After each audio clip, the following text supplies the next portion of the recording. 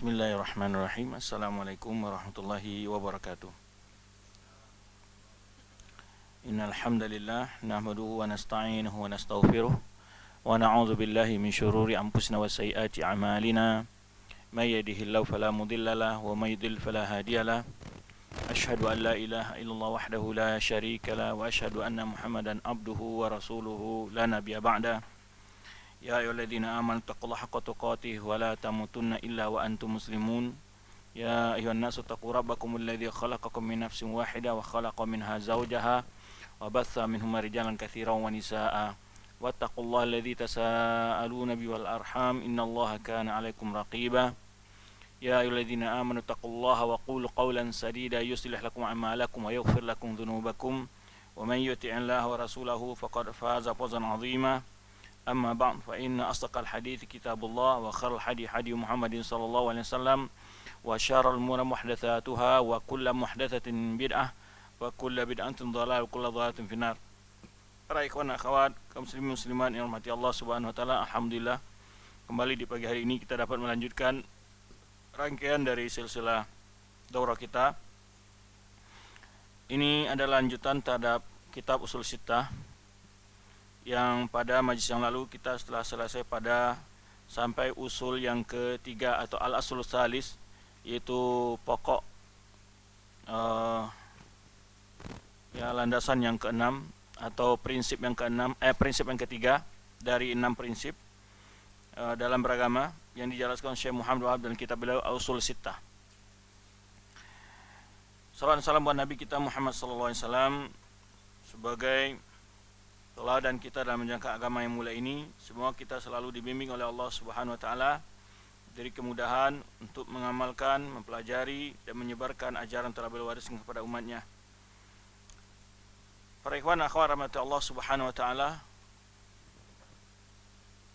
al-aslur rabi' yaitu prinsip yang keempat, penjelasan tentang ilmu dan ulama, wal fiqhi wal fuqaha wa bayanu man tashabaha bihim wa laysa minhum. Penjelasan tentang apakah itu ilmu dan siapakah itu ulama, dan apakah itu al fiqhu, itu pengetahuan agama, ahli agama siapa mereka, dan mengetahui orang-orang yang menyerupai mereka akan tapi bukan dari bagian dari mereka.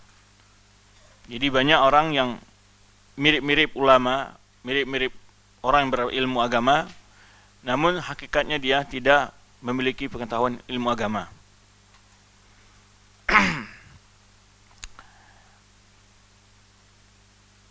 Qala rahimahullah, di sini disebutkan, mungkin yang di kitab antum berapa di sana? 53. 74 ada yang 53 dan 74. Mana yang benar? 74.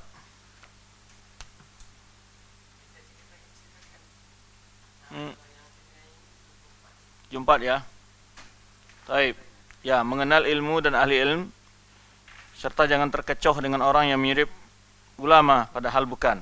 Ini judulnya yang dibuat dalam terjemahannya. Ya.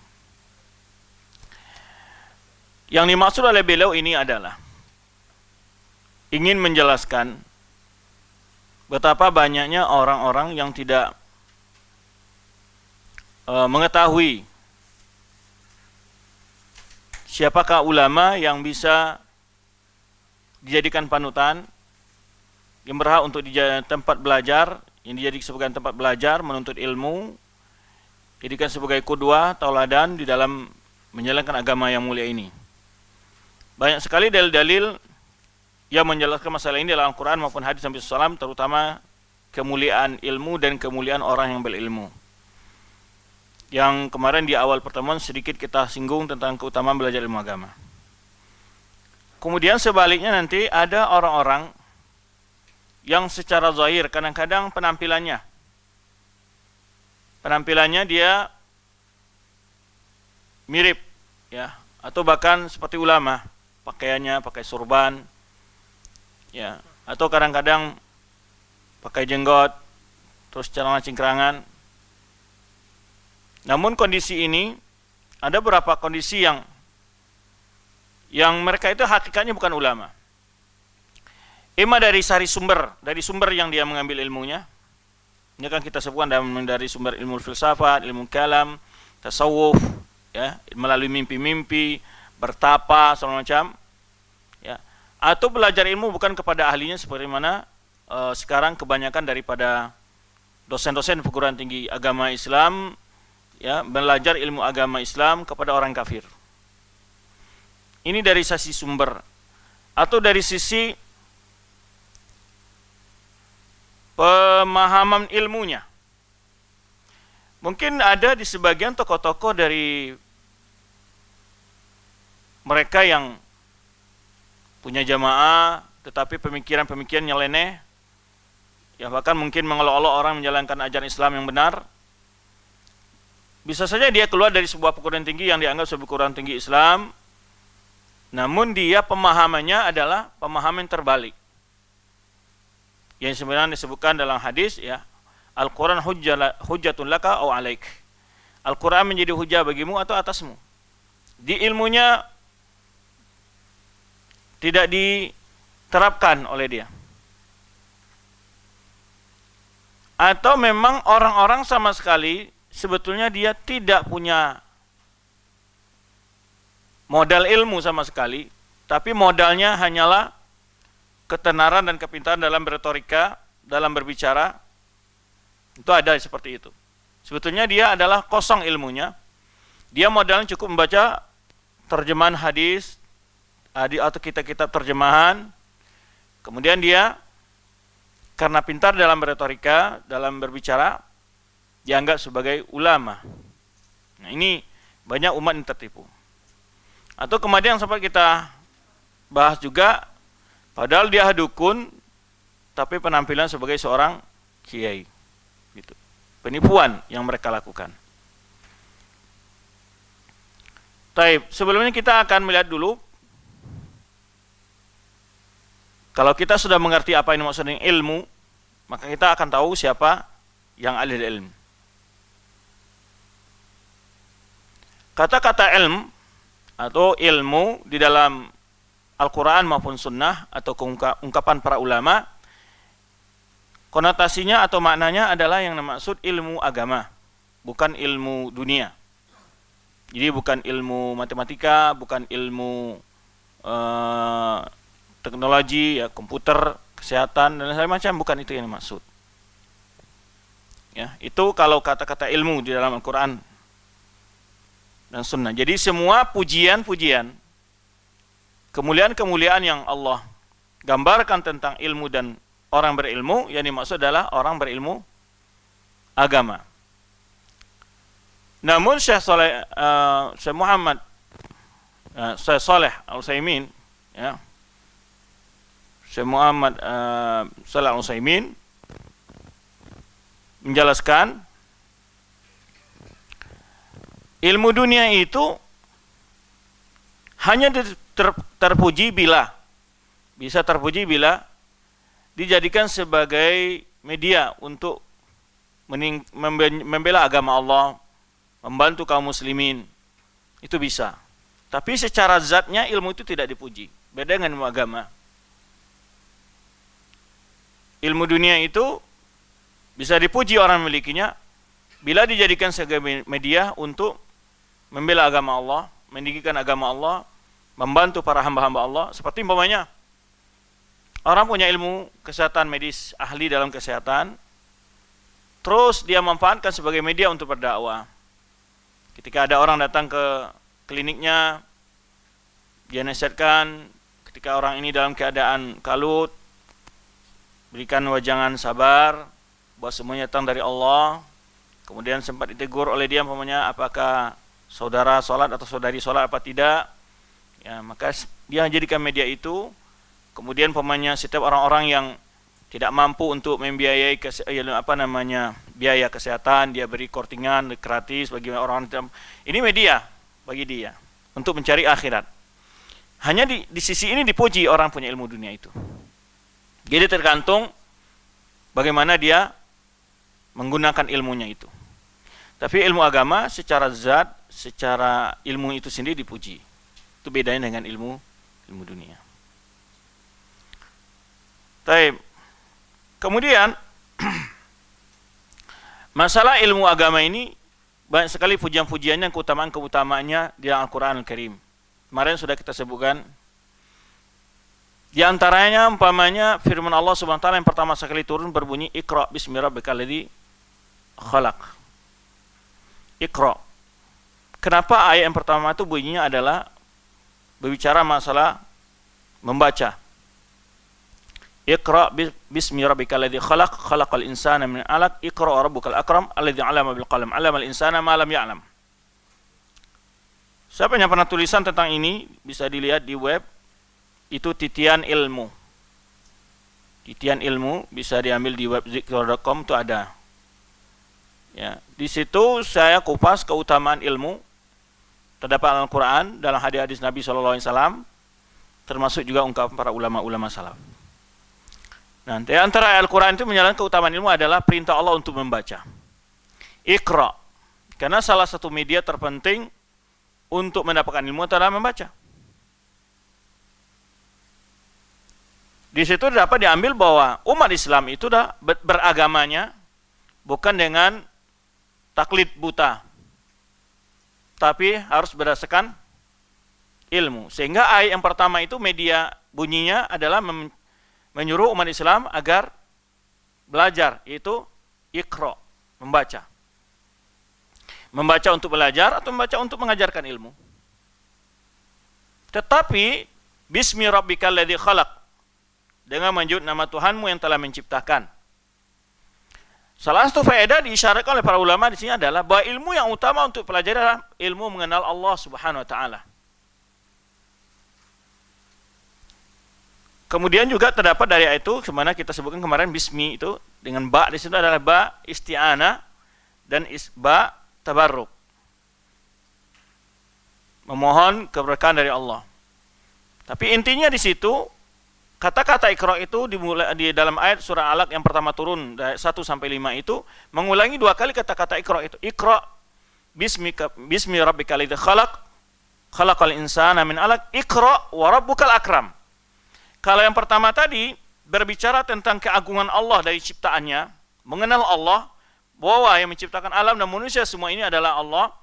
Pelajari ilmu ini, jadikan ilmu itu untuk mengesahkan Allah. Iqra rabbukal akram, wa rabbukal akram, dan Tuhanmu mau kamu muliakanlah. Arti di sini adalah yang memuliakan Allah dengan menyembah dan beribadah kepadanya. Ini perintah tentang pelajari tauhid uluhiyah. Iqra bismi rabbikal ladzi khalaq, khalaqal insana min 'alaq. Iqra wa rabbukal akram alladzi 'allama bil qalam, yang telah mengajarkan dengan perantaraan pena. Ini yang kedua. Untuk mendapatkan ilmu itu adalah mencatat. Pena ini ada 2 fungsinya, imam mencatat ilmu yang dijelaskan atau mengembangkan ilmu melalui tulisan. Mengembangkan ilmu melalui tulisan. Itu menunjukkan betapa agungnya ilmu. Sehingga ayat yang pertama turun itu bunyinya adalah tentang berkenaan dengan bagaimana mendapatkan ilmu. Iqra bismi rabbikal ladzi khalaq, khalaqal insana min 'alaq. Iqra wa rabbukal akram alladzi 'allama bil qalam, 'allamal insana ma lam ya'lam. Berarti juga ayat ini menjelaskan semua ilmu yang ada di tengah umat manusia itu atas siapa yang memberikan? Allah Subhanahu wa taala. Cuman kita ambil di sini 2 poin, yaitu situ media untuk mendapatkan ilmu itu membaca. Di antara media mendapatkan ilmu dan menyebarkan ilmu adalah dengan mencatat atau menulis ilmu itu sendiri. Kita kalau bertanya kepada diri masing-masing sekarang, seberapa kita membaca ilmu? Seberapa kita membaca ilmu? Seberapa di rumah kita ada kitab-kitab yang menjelaskan tentang ringkasan akidah, ringkasan pelaksanaan sholat, berwudu, ya, atau perkara-perkara agama, berapa yang ada? Tapi kalau ditanya seberapa banyak lukisan-lukisan, hiasan-hiasan di rumah kita, berapa harganya? Bisa dikalkulasi berapa harganya kira-kira? Atau baju-baju yang dibeli? Sepatu ada sekian pasang? Jam ada sekian buah modelnya? Setiap keluar rumah digonta-ganti? Ya kan? Berbagai peralatan rumah tangga itu luar biasa. Ya. Tetapi ataupun yang lebih fatal lagi adalah majalah koran berlangganan setiap hari, majalah bulanan ada langganannya. Yang lebih fatal lagi kalau majalah-majalah yang isinya sembrono. Ya kan? Itu ada di rumah kita, tetapi nggak pernah ada buku-buku yang agama. Ini pertanyaan besar bagi kita. Gak perlu mulu-mulu, coba aja buat segini, 1 kali sebulan saya tabung duit saya untuk beli buku 1 kali sebulan saja. Gak perlu mulu-mulu, 1 kali sebulan saja. Mungkin buku akidah, buku doa-doa, buku tentang ibadah, buku tentang akhlak. Berani nggak? Berani nggak kira-kira? Atau menabung atau apa-apa, rencana tetap untuk beli ya alat-alat kecantikan dan macam-macam. Ini perlu kita renungkan. Ya. Seberapa perhatian kita kepada ilmu? Membaca. Terus kadang-kadang sebagian kita di rumahnya udah banyak buku bacaan itu tapi nggak pernah dibaca juga. Ini juga masalah yang kedua. Di buku itu hanya sebagai pajangan saja, tidak pernah dibaca. Ini juga masalah lain. Jadi, Iqra. Cobalah biasakan membaca. Setiap hari membaca 1 halaman, 2 halaman, nggak perlu mulu-mulu. Itu bertambah ilmu pengetahuannya. Ya seperti tadi, mulailah sekali sebulan, cari buku-buku yang kecil-kecil, nggak perlu mahal-mahal, yang segini-gini, sekali sebulan dibeli. Sekali sebulan aja. Atau nggak sanggup sekali 2 bulan. Ya kan? Tapi kalau kuliner setiap hari ya. Jadi makanan batin kita tidak pernah diisi. Tapi kalau makanan fisik ya, luar biasa. 1 kali bayar makan 100 ringgit, 200 ringgit itu nggak pikir. Tapi kalau ada buku dilihat harganya, aduh 50 ringgit. Sayang sih duit 50 ringgit. Nah, ini perlu diperbaiki pola hidup kita. Ya. Ini salah satu menunjukkan keagungan ilmu. Sehingga ayat yang pertama itu turun adalah perintah untuk menuntut ilmu. Iqra bismi rabbikal ladzi khalaq, khalaqal insana min 'alaq, iqra wa rabbukal akram, alladzi 'allama bil qalam, 'allamal insana ma lam ya'lam. Menulis. Nah, kadang-kadang ada sebagian kita datang ceramah, datang ke pengajian, itu nggak punya buku, nggak punya pena. Tapi kalau anaknya pergi ke sekolah nggak bawa buku, nggak bawa pena, gimana kira-kira? Dimarahin. Kenapa dimarahin? Bapak sama ibu juga pergi kajian nggak bawa buku, bawa pena kok.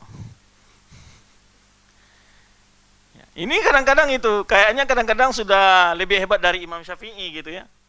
1 kali dengar masuk semua, nggak ada yang lupa. Ini masalah. Jadi ke pengajian melenggang begitu, nggak ada bawa pena, nggak bawa buku. Padahal Imam Syafi'i mengatakan ilmu itu bagaikan buruan. Tangkaplah buruanmu itu dengan apa? Dengan said, dengan penanya itu. Pancing, ibarat memancing ikan ya pancingnya itu pena. Kalau kita tidak tulis gimana? Lupa semua. Maka hadir ke majelis ilmu, kita catat poin-poin yang disampaikan Ustadz. Sampai di rumah mungkin bisa dibaca-baca lagi. Atau istri kita tidak bisa hadir, atau suami kita tidak bisa hadir. Mungkin dia bertanya, apa yang dijelaskan Ustadz tadi? Ini saya catat poin-poin pentingnya. Atau nanti kita ingin menyampaikan pada anak-anak kita, ya, dijelaskan pada anak kita poin-poin penting yang pernah kita ketahui. Kita dapat menasihatkan, menjelaskan pada anak-anak kita. Kadang-kadang ada di antara kita yang sudah kayak majelis ilmunya, menghadiri majelis ilmu sudah bertahun-tahun tapi ilmunya nggak nambah-nambah. karena itu tadi. Karena ya pergi dengan tidak membawa catatan. Ini membuang-buang waktu saja. Nah, makanya setiap masalah, setiap kajian dia tidak mendapatkan ilmu. Setiap kajian dia tidak mendapat ilmu. Kadang-kadang masalah itu hal-hal yang sepele sebetulnya. Tapi dia tetap bertanya kepada ustadz. Ya. Karena ada media gitu, gampang ada masalah nanya ustadz. Tapi ustadz itu bukan berarti bisa menjawab setiap waktu dia. Nah, penting sering saya temui ikhwan yang saya lihat dia sudah banyak hadir pengajian ilmu, tapi masalah-masalah yang ringan, masalah-masalah yang mendasar dia tidak paham. Padahal masalah itu sudah dijelaskan, bukan tidak dipelajari oleh dia, tetapi di mana kelemahannya karena dia tidak mencatat dan menulis apa yang didengar dan dipelajari itu. Ini penting. Sehingga kita bisa mengulang lagi, ada masalah yang ragu kita, oh ini pernah dipelajari sama ustadz sebulan. Kita bisa buka catatan kita, oh begini. Gitu. Atau kita mengajarkan sedikit-sedikit pada anak-anak kita juga bisa. Baik, itu sedikit tentang bentuk keutamaan ilmu di dalam Al-Quran. Kemudian di antaranya lagi adalah Allah Subhanahu wa taala berfirman dalam surah Al-Mujadilah, ya yarfa'illahu alladziina aamanu minkum walladzina utul ilma darajat. Allah meninggikan derajat orang yang beriman di antara kalian dan orang yang mendapatkan ilmu, orang yang memberikan ilmu, orang yang punya ilmu dengan kedudukan yang jauh lebih tinggi. Yarfa'illahu alladziina aamanu minkum walladzina utul ilma darajat.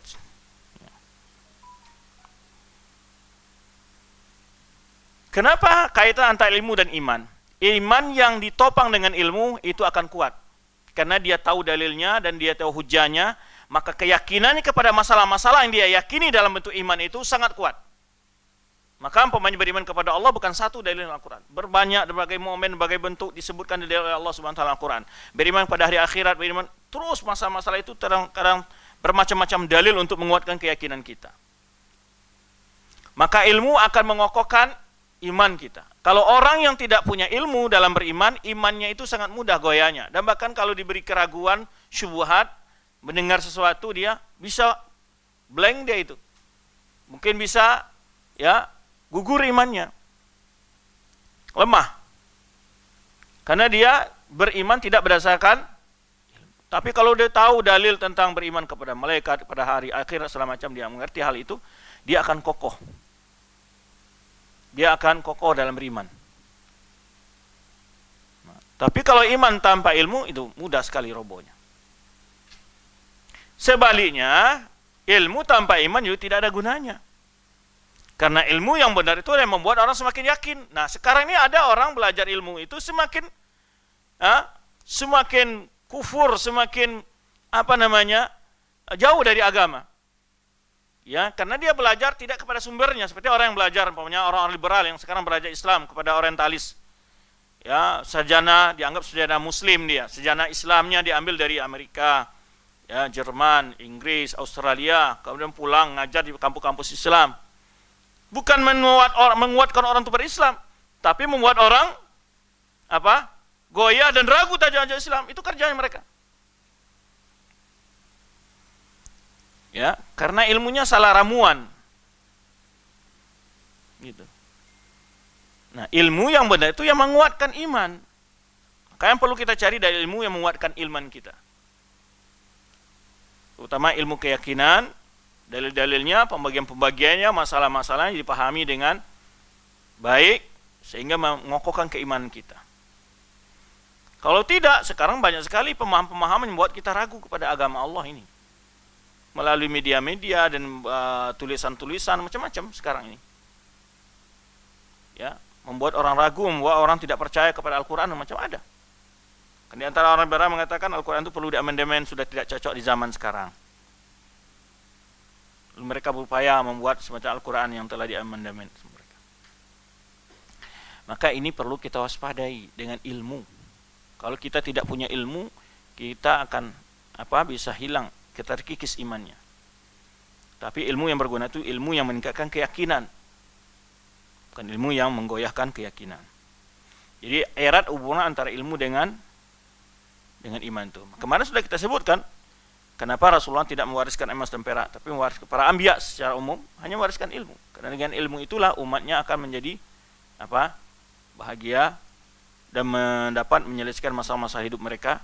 Karena ilmu itu bagaikan cahaya, maka dia akan menyinari perjalanan hidupnya, mana yang baik dia ikuti, mana yang buruk dia tinggalkan. Dengan ilmu itu dibedakan. Maka kemarin sudah saya sebutkan, jangankah manusia berilmu, binatang berilmu saja yang pada asalnya jika dia memakan binatang buruan itu tidak halal, tetapi ketika sudah dididik mempunyai ilmu, ya seperti anjing itu menjadi bernilai karyanya. Taib, belajar ilmu agama ini, kalau kita rinci lagi, saya menggambarkan begini, orang yang belajar ibarat tukang ini, tukang. Ada tukang yang belajar otodidak. Ada tukang yang mengambil pendidikan hanya sekedar saja sampai pendidikan menengah atas saja. Ada tukang betul-betul teknik sivil yang mengerti bagaimana merencanakan dan seterusnya. Itu berbeda semua hasilnya. Ya. Tukang yang otodidak akan banyak menghabiskan biaya, menghabiskan waktu, menghabiskan tenaga. Kemudian semua dicoba-coba semua. Paham itu? Akan dicoba-coba semua. Oh enggak pas, dibuang lagi kayunya, ambil lagi yang baru, diukur lagi, ini. Oh enggak bagus, diambil lagi. Itu otodidak. Tukang yang hanya ilmu sederhana, dia hanya akan tahu pokok-pokok cara mengukur, cara buat, ya, pekerjaannya kasar. Tapi tukang yang punya ilmu yang lebih tinggi, yang pengalaman dan belajar dengan ilmu, dia akan hasilnya halus, indah, cantik. Demikian pula kita dalam beribadah. Orang yang hanya belajar cara wudhu yang pas-pas saja dan tidak melakukan sunnah-sunnah, garing kayaknya ibadahnya gitulah. Salat juga begitu. Orang yang salat dengan sunnah akan terlihat indah dia salat. Dan dia akan merasakan keindahan dan nikmatnya salat. Beda. Orang yang salatnya itu sesuai dengan sunnah-sunnahnya, ya, dengan orang yang salatnya hanya melakukan hal-hal yang wajib dan fardu-fardu saja umpamanya. Tidak melakukan sunnah-sunnah. Kasar ibadahnya kayaknya begitu istilahnya. Tidak nikmat melihatnya juga, dia tidak merasakan nikmat dari beribadah itu. Ya, contoh saja kalau orang yang hafal doa iftitahnya 3 macam atau 4 macam, itu sholatnya itu akan berbeda dengan orang hanya doa itu kabirau aja terus atau lama baik aja terus. Ya, sambil merem aja dibaca, tidak ada faedahnya dia sholat. Karena sudah lewat begitu aja di lisan dia, kan gitu ya. Tapi kalau dia ganti-ganti, ada seninya, ada indahnya. Menghilangkan kebosanan. Terus begitu. Ya, salat dengan melakukan sunnah, cara takbiratul ihramnya, meletakkan tangannya, sujud rukuknya, itu akan terasa berbeda dengan orang yang pokoknya salat yang tidak nanti sudah selesai. Beda itu. Ya. Itu dari lihat zahirnya saja, apalagi pahalanya pasti berbeda dong. Ya kan? Orang ada yang berwudu umpamanya yang penting cuci muka, tangan gitu, enggak kumur-kumur, tidak memperhatikan sunnahnya, udah.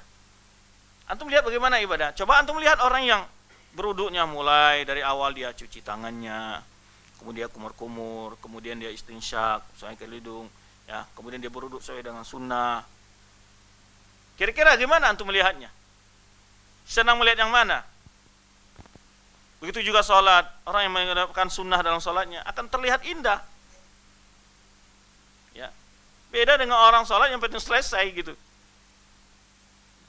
Jadi ilmu itulah yang membuatkan orang teguh dalam beribadah, merasa indah dalam beribadah, merasa nikmat dalam beribadah. Itulah pentingnya ilmu. Kalau tidak berilmu, ya beda ya antara menuntut ilmu untuk diamalkan untuk diri sendiri, beda lagi dengan proses menuntut ilmu untuk diajarkan dia menjadi ustadz, itu beda lagi. Karena ada penafsiran sebagian orang begini, kalau udah sering pengajian, udah sering hadir taklim, wah itu nanti dia jadi ustadz. Bahkan ada yang sudah merasa jadi ustadz, ya udah ikut ngajar-ngajar juga. Bukan begitu. Proses untuk menjadi ustadz itu lain lagi. Dia harus punya ilmu alat lagi, mengerti tentang ilmu alat, tentang nahwu, usul fikihnya, usul tafsirnya, usul hadisnya. Itu prosesnya berbeda. Ya, tapi kalau dia memang lagi proses untuk calon menjadi orang menyampaikan ilmu, ya boleh dia menyampaikan ilmu. Tapi kalau hanya baru hadir daurah sekian kali, sudah ngajar lagi. Ini banyak nih yang kayak gini juga karbitan. Nah ini yang kita sebut katanya orang-orang yang mirip-mirip dengan ustadz, dia bukan ustadz. Ini harus waspada. Jangan sampai mengambil ilmu dengan orang-orang yang otodidak seperti ini, atau ibaratnya adalah ustadz-ustadz karbitan untuk melihat mana lebih manis pisang yang dikarbit dengan pisang yang masak normal, atau durian, mana yang lebih enak rasanya, durian yang masak dikarbit atau durian yang masak normal jatuh dari batangnya. Ya. Nah, ini pentingnya ilmu itu. Antum akan merasakan dalam beribadah begitu, baik dalam berpuasa, dalam segala hal. Apalagi dalam keyakinan-keyakinan, antum tahu rincian itu, antum akan segala keraguan, hal-hal yang antum ragukan, dapat jawaban dari ilmu itu. Maka akan kokoh keyakinan antum. Ya. Di antara keutamaan ilmu dalam Al-Quran, Qul hal yastawi alladhina ya'lamun walladhina la ya'lamun. Ya. Kata Allah Subhanahu wa taala dalam surah Az-Zumar ayat 9, apakah sama orang yang berilmu dengan orang yang tidak berilmu? Sama enggak? Hah? Di sini ada dua faedah maksudnya. Di situ menjelaskan keutamaan orang berilmu itu tidak akan sama dengan orang berilmu. Baik dari sisi. Nah, di sisi betulnya banyak faedah. Di dalam tulisan itu saya sebutkan ada faedah. Pertama di dalam ayat ini adalah kalau memang tidak sama orang berilmu dan orang berilmu, dari sisi mana tidak kesamaannya? Maka orang berilmu akan berbeda, pakaiannya berbeda, cara berbicaranya berbeda, ibadahnya berbeda, bergaulnya berbeda. Kan berbeda. Karena dia bertingkah laku, melakukan berbagai hal itu sesuai dengan ilmunya. Justru sekarang yang menyedihkan di kampus-kampus yang kita lihat itu adalah tempat-tempat ilmu umpamanya. Kadang sekarang nggak bisa membedakan antara preman dengan mahasiswa. Mahasiswa juga bajunya bolong-bolong, celananya bolong-bolong, rambutnya juga gondrong, ya kan. Juga cewek-ceweknya begitu, ya kan. Ini apakah pegawai diskotik atau mahasiswi, nggak tahu gitu. Ya kan, bajunya ketat-ketat, apa semua gitu. Tidak mencerminkan orang berilmu. Kalau orang berilmu itu kan dia berbuat, ya mahasiswa kukunya panjang, ya kan. Kan itu sudah nggak mencerminkan orang berilmu. Kalau orang berilmu dia tahu bagaimana yang bersih, bagaimana yang rapi. Apalagi kita bicara seorang orang yang sudah belajar ilmu agama yang pada sunnah, mestinya dia berbeda dalam muamalah dan bergaul dan bicaranya dengan tetangga, dengan teman kerja. Itu dalam pola kerjanya pun begitu. Mesti berbeda, jangan sama aja. Kalau sama saja berarti nggak ada faedah ilmunya. Maka apakah sama orang berilmu dan orang tidak berilmu? Bahkan sama. Dalam banyak hal. Dalam bergaul, berbicara, segala macam. Banyak hal. Berpakaian, menggunakan harta. Orang berilmu itu berbeda dengan orang tidak berilmu. Orang tidak berilmu dia pokoknya uangnya keluar dari saku sudah selesai. Pokoknya uangnya itu ingin lompat-lompat dari belanja gitu. Paling kalau ibu-ibu sampai di mall itu, ya kan, itu kayaknya tas itu sudah goyang-goyang kemana-mana, ngelihat setiap barang itu udah duitnya mau loncat semua. Kalau orang berilmu dia bertanya, ini buat apa, perlunya buat saya. Maka sering saya sebutkan kita itu orang berilmu akan berbuat sesuai kebutuhan, bukan sesuai kemauan. Kalau kemauan banyak ini, macam-macam kita mau macam-macam. Tapi kita butuh enggak? Itu masalahnya. Kita enggak butuh kadang-kadang tetap aja dibeli. Ini masalah kadang-kadang kan. Lihat pergi sini, kue ini kayaknya enak. Mau nih, kemauan itu. Ini juga ini. Ini beli sampai di rumah udah banyak makanan. Padahal enggak butuh ini, satu aja udah kenyang. Tapi maunya yang tak ada tadi itu. Nah ini pola hidup yang perlu diperbaiki. Orang berilmu enggak begitu dia. Karena dia tahu mubazir, lebih mencari lebih manfaat hartanya kemana, diinfakkan, bantu fakir miskin, melihat hal yang berguna dalam hidupnya. Dia akan tahu menggunakan hartanya itu. Nggak bingung. Kadang-kadang orang sudah banyak duit sekarang bingung mau ngapa, maka terpaksa aja dia ke mall aja dia gitu kan. Nggak tahu kemana mau uangnya dikeluarkan. Maka ini sangat berbeda. Orang yang berilmu dan orang yang tidak berilmu tidak akan sama.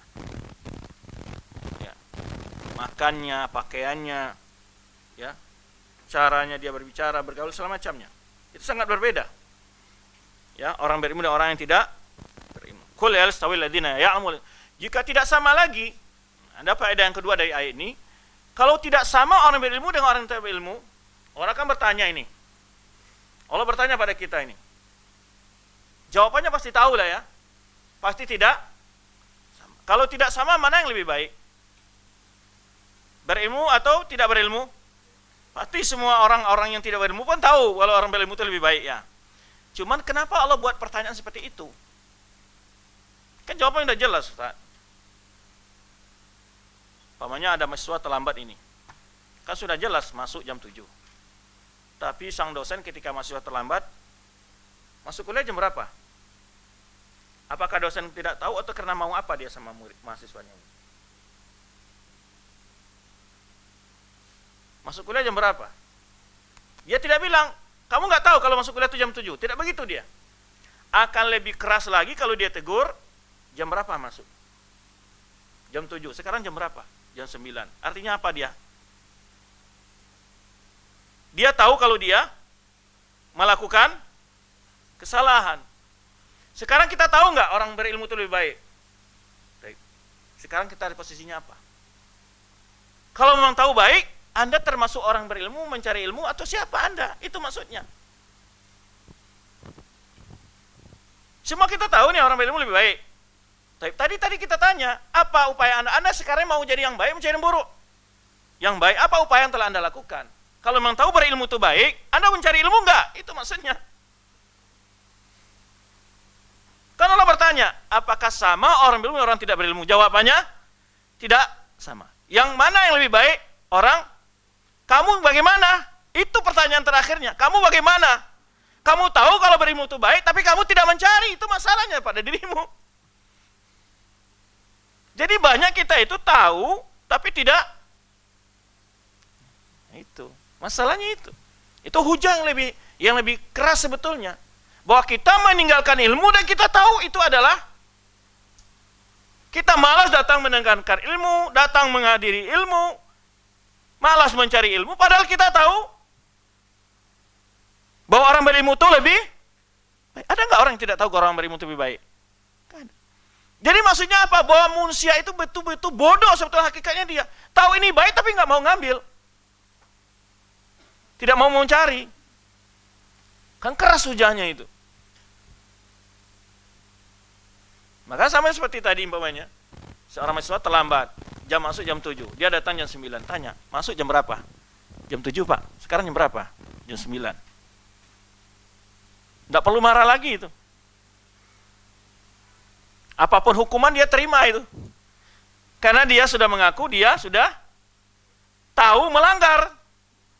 Dan dia tahu dan melanggar. Nah, ini banyak manusia seperti itu. Kita tahu nih, ilmu utama, mulia, tapi ditanya, kamu pilih yang mana? Posisimu di mana? Ini pertanyaannya yang berat sebetulnya. Kamu tahu berilmu itu baik, terus kamu apa yang kamu lakukan? Kamu cari ilmu enggak? Enggak, berarti kamu enggak cari yang baik. Jadi kita meninggalkan ilmu itu, tidak mau mencarinya, itu arti kita bagaimana sebetulnya kita? Mencari yang buruk, mencari yang baik. Maka dalam sebuah ungkapan, ada yang disebutkan ini dari Ali bin Abi Thalib, ada yang menyebutkan marfu hadisnya, kun au aliman au muta'aliman au mustami'an wala takun rabi'an. Ini lebih kuatnya kalau nggak salah ini asar ya.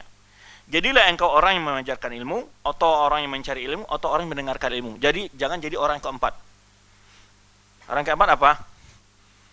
Ya tidak sama sekali.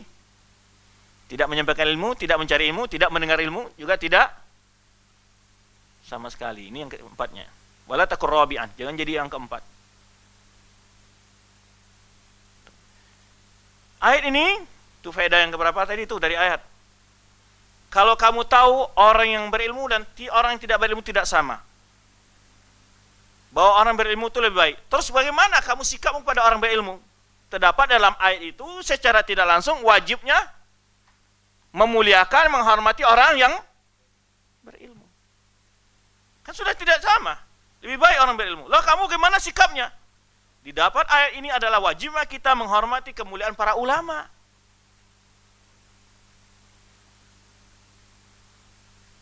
Makanya Syekh Islam Taimiyah mengarang sebuah kitab Raful Malam an Imatil Alam, mengangkat celaan terhadap para ulama. Jadi jangan mudah-mudah menghina, melecehkan para ulama, enggak boleh.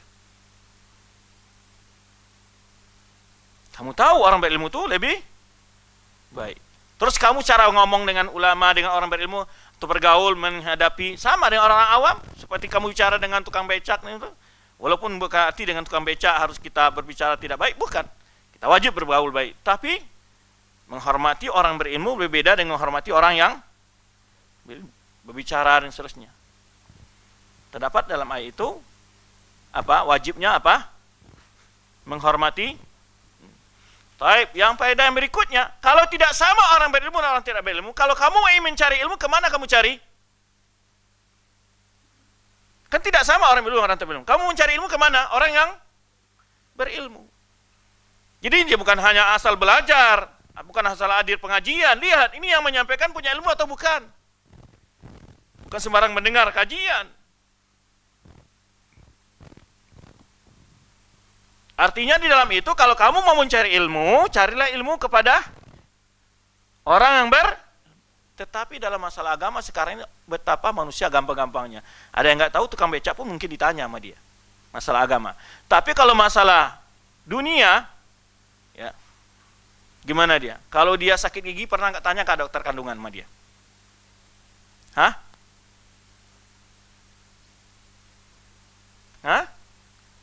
Jadi artinya di dalam ayat itu dapat perintah untuk belajar ilmu kepada orang yang berilmu. Nah, di sini ada berapa kritikan, terutama orang-orang belajar ilmu Islam kepada barat ini. Ilmu apa yang dipelajari di sana? Mereka aja udah sesat, keliru memahami Taurat dan Injil, sekarang mereka belajar tentang bagaimana memahami Islam. Apakah lebih gila? Kalau saya katakan itu belajar ilmu kesana ke dukun namanya. Ya kan? Belajar ilmu kedokteran ke dukun. Ada pola orang lagi menuntut ilmu yang tadi kita sebutkan, pola-pola tadi. Ada orang pengen jadi dokter nih. Dia masuk ke dalam perpustakaan atau orang-orang jual buku-buku, semua buku kedokteran dipelajari, fakultas kedokteran dibeli semua sama dia. Taruh di perpustakaan di rumah, lalu dia baca selama 4 tahun. Kemudian keluar setelah 4 tahun dia buka praktek. Gimana kira-kira? Siapa yang mau datang ke dokter ini? Antum mau berobat sama dia? Dan ada juga orang yang menjadi dai, ustadz, kiai dibesarkan, ada polanya begitu. Hanya modal tadi yang saya sebutkan, baca terjemahan, terus dia berceramah.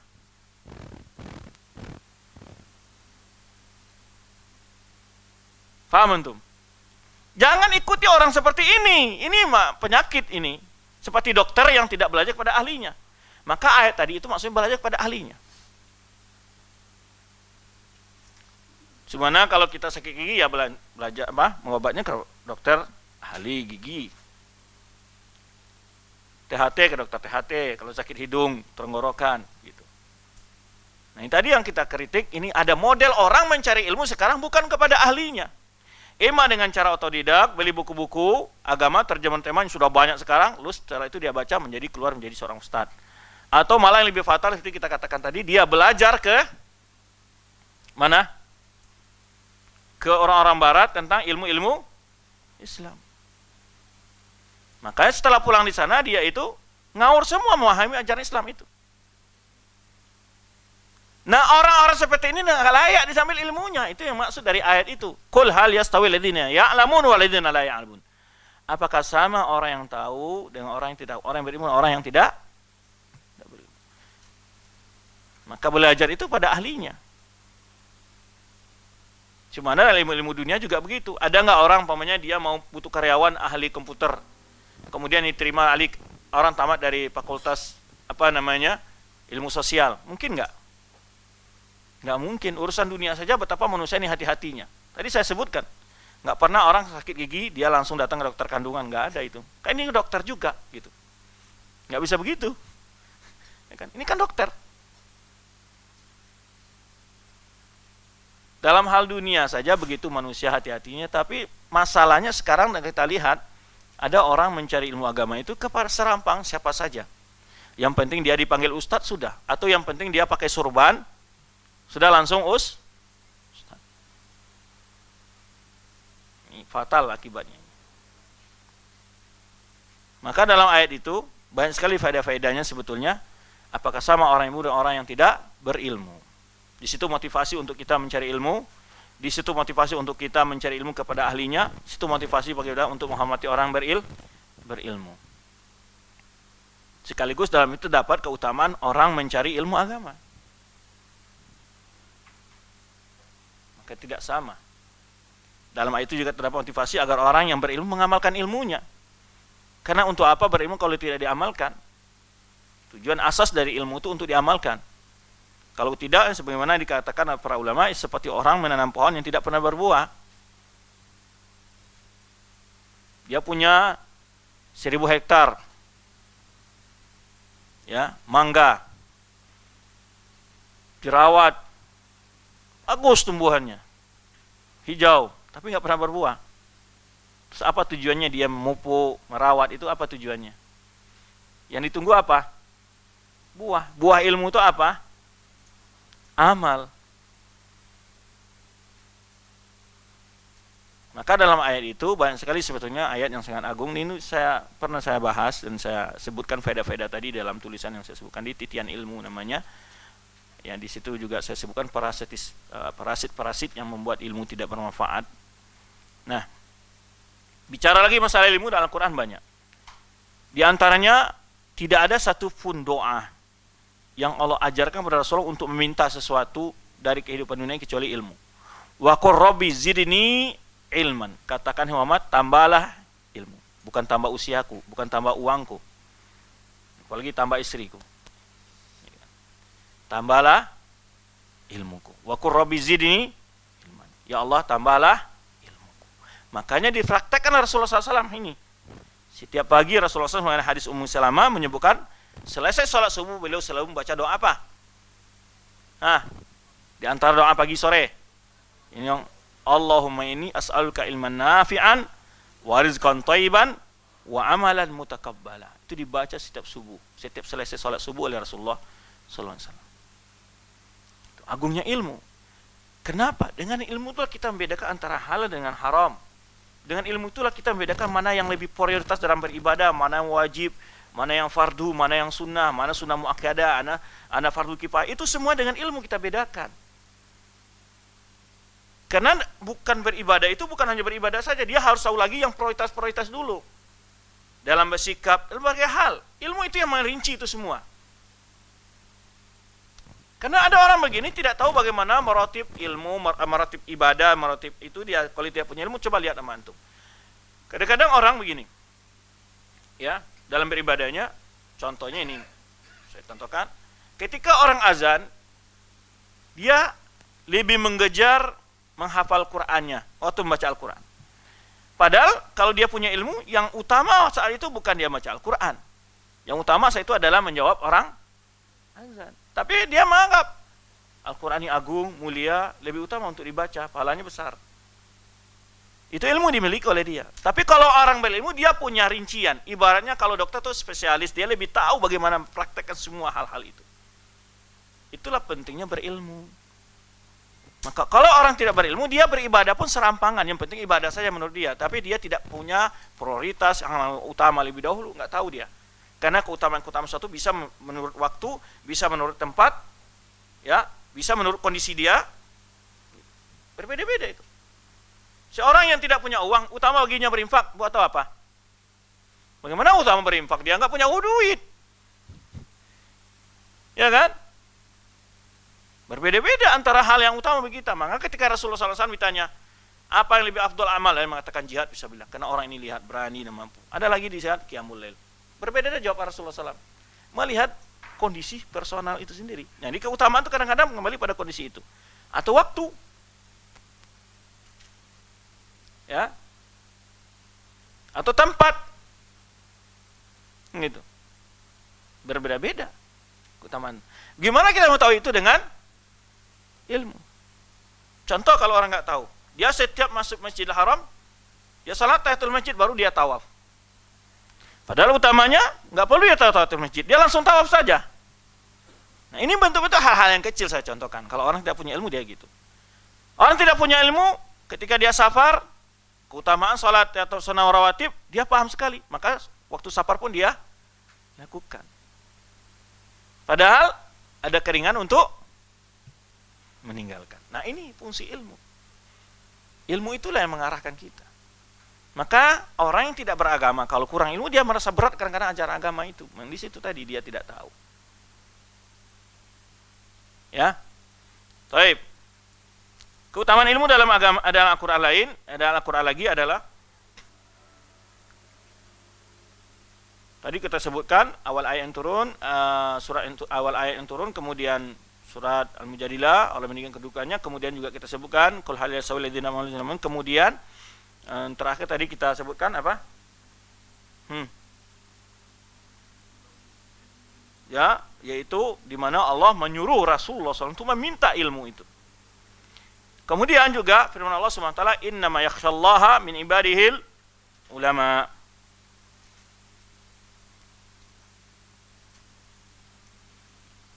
Innama yakhshallaha min ibadihil ulama. Orang-orang yang benar takut kepada Allah itu adalah para orang-orang yang berilmu, ulama.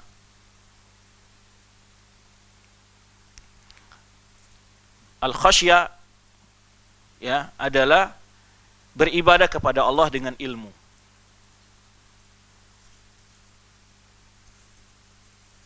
Berbeda antara khauf. Dalam bahasa Arab itu ada berapa makna yang mirip dengan khasyah itu. Khasyah, khauf, rahbah. Ada 3 itu. Tapi kondisi takut-takut itu berbeda itu. Kalau takut saja, orang berilmu tidak berilmu itu bisa takut kepada Allah, takut pada api neraka, bisa secara umum. Tapi takut yang dilandasi dengan ilmu, diterapkan dengan amal, itu berbeda lagi dengan khasyah. Takutnya para ulama kepada Allah disebut khasyah itu. Yaitu didasarkan dengan ilmu. Ada kali rahbah. Juga artinya takut dalam bahasa Indonesia begitu, dalam bahasa kita Melayu ini begitu.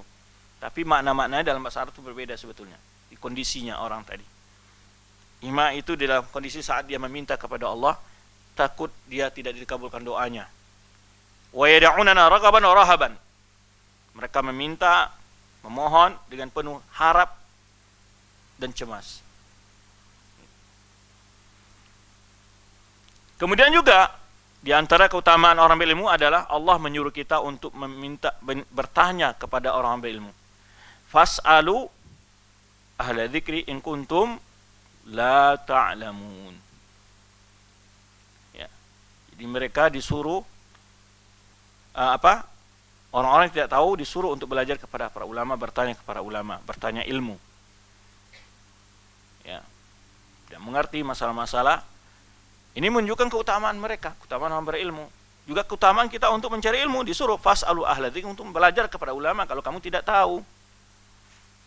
Ya, termasuk keutamaan-keutamaan yang lain di mana penafsiran ya ayyuhalladzina amanu atiiullaha wa atiiur rasul ulil amri minkum ditafsirkan oleh sebagian ulama adalah maksudnya yaitu umara wal ulama.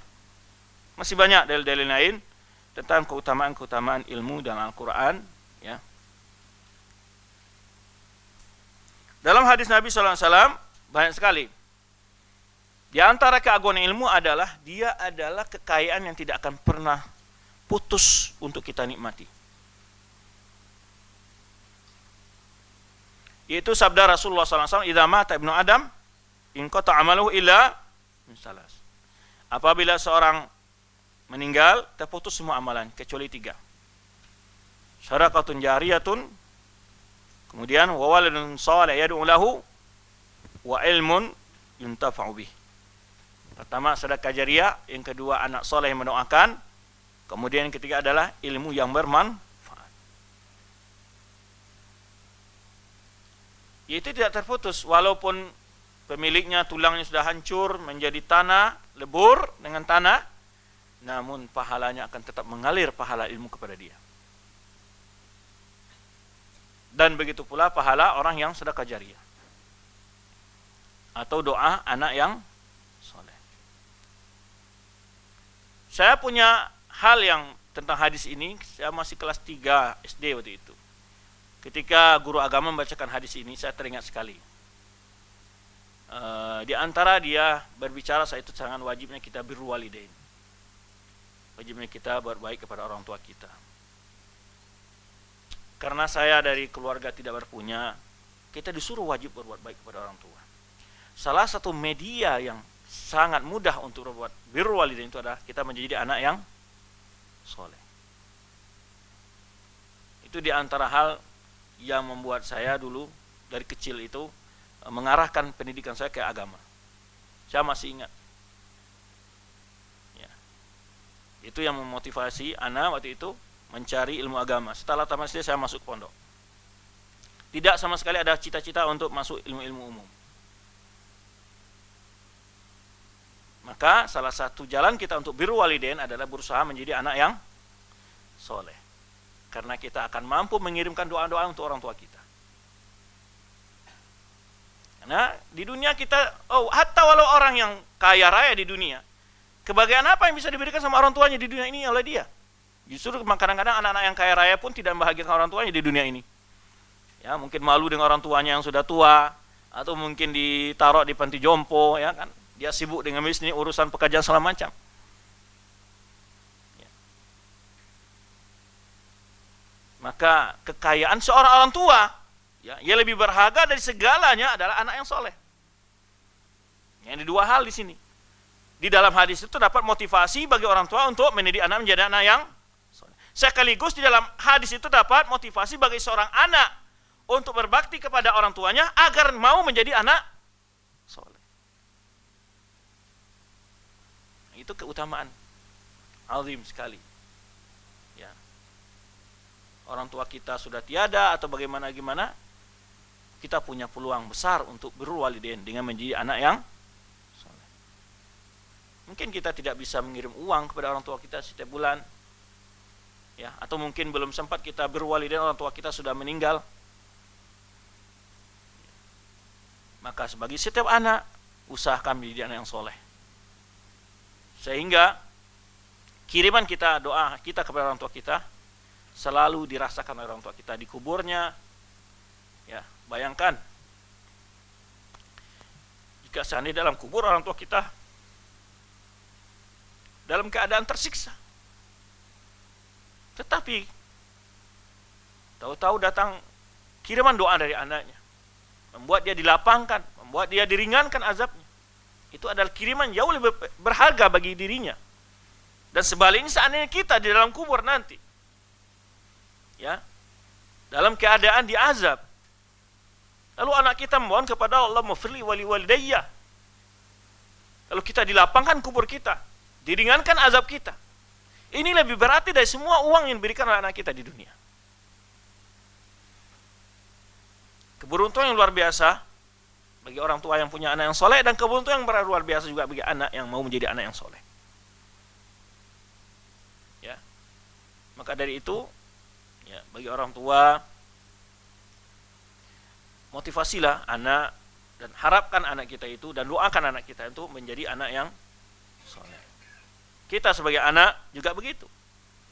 Jangan membuat orang tua kita di dunia tersiksa, apalagi di akhirat kelak. Dengan tingkah laku kita, dengan perbuatan kita, dengan pergaulan kita, membuat orang kita dipermalukan, orang tua kita dipermalukan dengan sikap, dan itu tidak baik. Maka di antara cara birrul walidain yang paling ampuh dan paling mudah adalah jadi anak yang soleh. Kiriman doa kita itu lebih berarti dari segala kiriman. Kalau orang ahli dunia mungkin mengirimkan uang buat orang tuanya berjuta-juta atau membangunkan istana, tidak ada artinya dibanding dengan doa anak yang soleh. Ya. Baik. Kemudian di antara pahala yang tidak akan terputus adalah ilmu yang manfaat. Walau kita hanya mengajarkan Al-Fatihah kepada seseorang, kemudian dia sholat, setiap sholat dia membaca Al-Fatihah, antum mendapat baru hanya Al-Fatihah antum ajarkan. Jalan cara baca Al-Fatihah, dengan itu dia sholat, antum ajarkan 1 ayat, 2 ayat, pahalanya akan mengalir selalu. Kemudian dia ajarkan pula orang lain setelah itu, dan dia mendapat ilmu sebelumnya dari antum, itu mengalir terus ilmunya, mengalir terus pahalanya. Ya, ini adalah dibandingkan keutamaan orang yang berjihad di jalan Allah. Ketika mereka melihat keutamaan pahala jihad itu, dia meminta untuk kembali ke dunia karena melihat besarnya pahala jihad. Tapi Allah tidak memberikan kesempatan itu pada mereka. Berbeda dengan orang berilmu, mereka tidak perlu meminta kembali ke dunia, pahala mereka tetap mengalir. Kalau orang berjihad di jalan Allah, ya sudah mati syahid, dapat atas pahalanya sudah. Keutamaan jihad dapat oleh dia. Maka sebuah hadis di mana orang yang mati jihad karena begitu melihat pahala yang besar diberikan Allah, dia minta lagi kepada ya kembali ke dunia, ya Allah saya ingin mati lagi di jalanmu. Tapi tidak ada itu. Tidak diberikan Allah, tidak akan mungkin. Tapi orang yang punya ilmu sampai hari kiamat, ilmunya gimana? Selama ilmu yang diajarkan itu diajarkan oleh orang berikutnya, dia mendapat pahala. Sesuai dengan sabda Rasulullah SAW, ya, man sana sunatan hasanatan falahu ajruha wa ajru man amila biha ila yaumil qiyamah la yanqusu syai'an min ujurihim syai'a. Orang yang mengajak kebaikan, menunjukkan sunnah Rasulullah SAW, mengajak orang untuk beramal sunnah Rasulullah SAW, dia dapat pahala dan pahala orang-orang mengamalkannya sampai hari kiamat. Tidak mengulangi pahala orang-orang yang diajarkan, tidak berkurang. Ya. Maka oleh sebab itu ikhwan, ilmu agama adalah ilmu kekayaan yang luar biasa. Kemarin sudah singgung di awal-awal daurah ini kita jelaskan. Itu keutamaan yang agung sekali. Tambah dengan hadis yang kemarin kita sebutkan, ya. May yuridillahu bihi khairan yufaqihu fid din. Allah apabila ingin melimpahkan kebaikan terhadap seorang hamba, Allah jadikan dia paham dalam agama ini. Kenapa bisa orang paham dapat kebaikan? Karena dia akan bersikap semuanya sesuai dengan aturan Allah Subhanahu wa taala.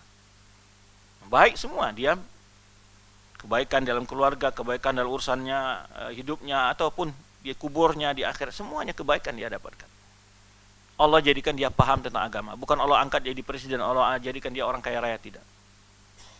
Kemarin sudah kita sebutkan bahwa keutamaan ilmu itu azim sekali. Sebenarnya Ali bin Thalib menyebutkan, ya, al-ilmu yahrusuka wal maut tahrusuhu. Ilmu itu menjagamu, sedangkan harta kamu yang menjaganya. Kalau ilmu menjaga kita, kalau harta kita yang menjaganya. Semakin banyak harta, semakin repot menjaganya. Harus sewa satpam, disimpan di tempat yang aman, dicek sekali sehari, berkurang tuh bagaimana saldo saya, ya kan?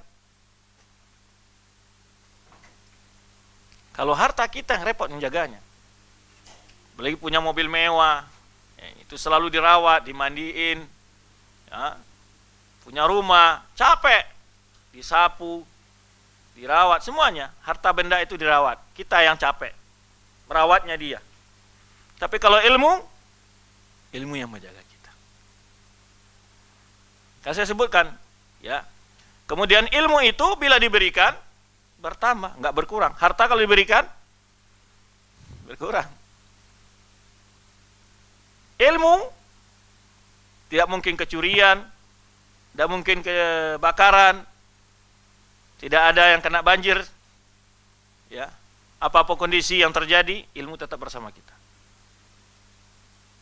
Harta kalau kita pergi ke luar negeri, ya sudah, harta tinggal dah, nggak ikut sama kita. Dan salah satu keistimewaan ilmu juga, ilmu itu nggak bisa dikasih sama orang lain, maksudnya dalam bentuk zatnya gitu ya, kecuali diajarkan. Maka tidak mutlak seorang anak orang yang, kalau orang kaya mungkin saja anaknya jadi kaya karena dapat warisan harta dari orang tuanya. Tapi seorang berilmu nggak bisa mewariskan ilmu itu kepada anaknya, kalau anaknya belajar mencari ilmu. Juga ada keutamaan ilmu dalam hadis Nabi SAW, diantaranya adalah inna fadl alim alal abid ka fadli ala adnakum. Dalam riwayat lain sebutkan ka fadlil qamari ala sair kawakib. Keutamaan orang berilmu itu dibanding dengan orang yang ahli ibadah. Dia ahli ibadah tapi tidak berilmu. Ya. Apa kata Rasulullah? Keutamaannya seperti perbandingan kemuliaanku dengan orang yang paling rendah iman di antara kalian. Atau keutamaannya seperti bulan purnama di hadapan bintang-bintang yang ada di langit. Untuk melihat ketika bulan purnama, terlihat enggak bintang-bintang? Enggak ada cahaya bintang kelihatan. Yang kelihatan hanya cahaya bulan purnama. Ya. Keutamaan ilmu. Kenapa ilmu itu lebih dekat diumpamakan dengan cahaya bulan purnama, bukan cahaya matahari di siang bolong?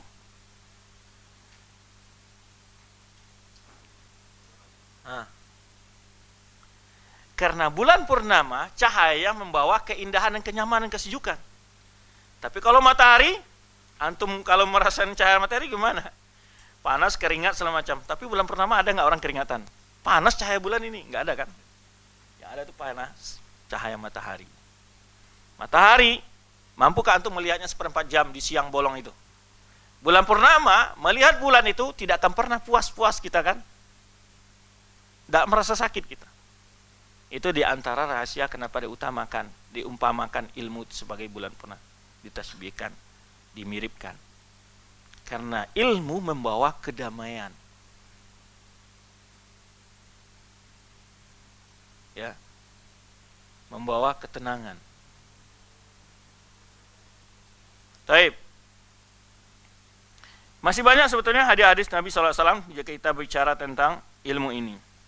Ya.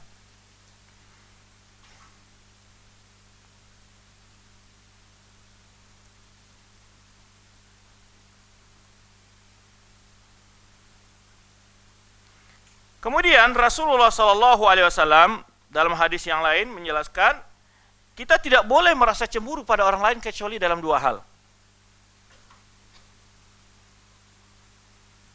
Ya.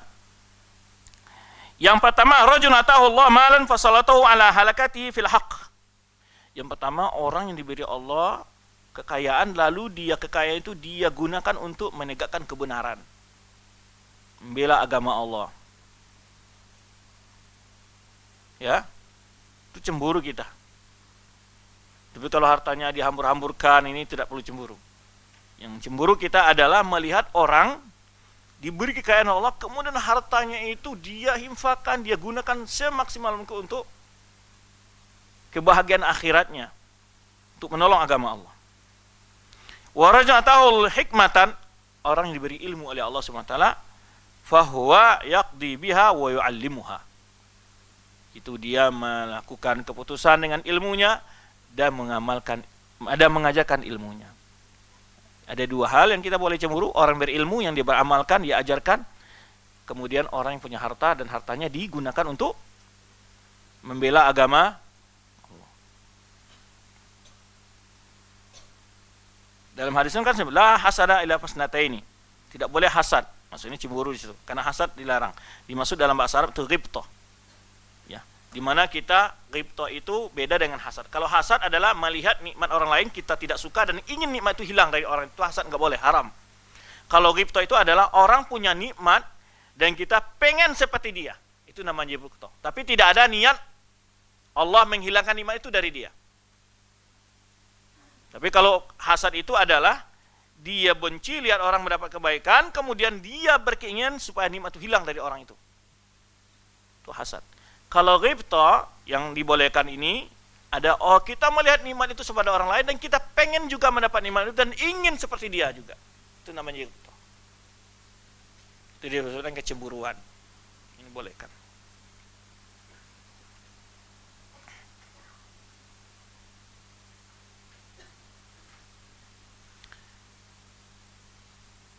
Baik. Jadi siapa ulama dan ilmu, bayanul ilmi wal ulama. Siapa ulama? Ya, ulama yang sifat ilmunya yang bersumber daripada Al-Quran Sunnah dan mengikuti paham salafus soleh. Ini sudah kita sebutkan dalil-dalil kemarin, wajib mengikuti pemahaman para sahabat di saat kita bicara masalah menyelesaikan perselisihan di kalangan umat dalam memahami masalah-masalah agama. Maka solusinya adalah memahami dalil-dalil itu sesuai dengan pemahaman para. Itulah ulama yang mengamalkan ilmunya. Ya. Ada pula ulama yang dia jadikan ilmunya itu sebenarnya disebutkan Rasulullah SAW, man talabal ilma liyubahi bis sufaha wa yumari bihi liyubahi bi ulama wa yumari bihi sufaha. Kama qala Rasulullah SAW, orang yang mencari ilmu untuk mendebat-debat ulama atau untuk membodohi-bodohi orang yang bodoh, lam yara raihatal jannah. Dia tidak akan mencium bau surga. Ini beda lagi ilmunya. Dia punya ilmu tapi ilmunya tujuannya apa? Untuk mendebat-debat ulama atau membodohi orang yang awam. Ilmu yang tidak bermanfaat. Jadi kita sebutkan ada sumber. Ada orang mencari ilmu melalui mimpi. atau dengan bertapa, atau dengan semedi tadi yang disebutkan. Ini ilmu, bukan ilmu yang dipuji. Tidak ada satupun ulama-ulama kaum muslimin yang dia mendapat ilmu dengan cara apa? Karena Rasulullah menyebutkan innamal ilma bita'allum. Ilmu itu dituntut, dipelajari kepada orang berilmu. Bukan melakukan ritual-ritual di tempat yang sunyi, lalu nanti datang wahyu, kata mereka. Padahal itu bisikan-bisikan setan. Atau yang bersumber kepada filsafat-filsafat Yunani. Karena apa? Karena filsafat Yunani itu asalnya adalah orang-orang rasionalis, yaitu mendahulukan akal di atas wahyu. Wahyu kalau tidak sesuai dengan akal mereka, yang dikoreksi wahyu, bukan akalnya. Itu dasar ilmu filsafat dan ilmu al-kalam itu. Yaitu mendahulukan rasio di atas wahyu. Bila wahyu tidak cocok dengan rasionalnya, yang dikoreksi siapa? Wahyu, bukan akalnya yang dikoreksi. Nah, ulama-ulama seperti ini, bila menafsirkan Al-Quran dan hadis Rasulullah SAW, itu tidak berhak untuk diambil ilmu dari dia. Atau menafsirkan ayat dan hadis-hadis Rasulullah melalui takwil-takwil mimpi. Atau kasyaf dalam ilmu-ilmu yang disebutkan dalam ilmu-ilmu orang-orang yang ekstrim dari golongan sufi. Kasyaf itu dengan cara mendapatkan seperti tadi, dia puasa 40 hari melaparkan dirinya, tidak minum, tidak makan, tidak tidur. Itu setan masuk ke dalam dirinya, dibisik-bisikin oleh setan, lalu dikatakan inilah wahyu, inilah firasat, inilah ilham. Ya. Bahkan berarti kita tidak percaya ada firasat, tidak ada ilham. Tapi firasat dan ilham yang benar itu adalah yang tidak bertentangan Al-Quran dan Sunnah. Tapi kalau ada orang mengoreksi Al-Quran Sunnah dan berdasarkan ilham atau firasat apapun saja, itu firasat dan ilham datang dari setan.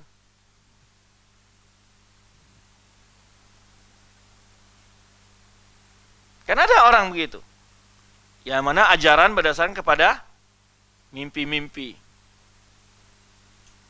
firasat-firasat, ilham menurut mereka.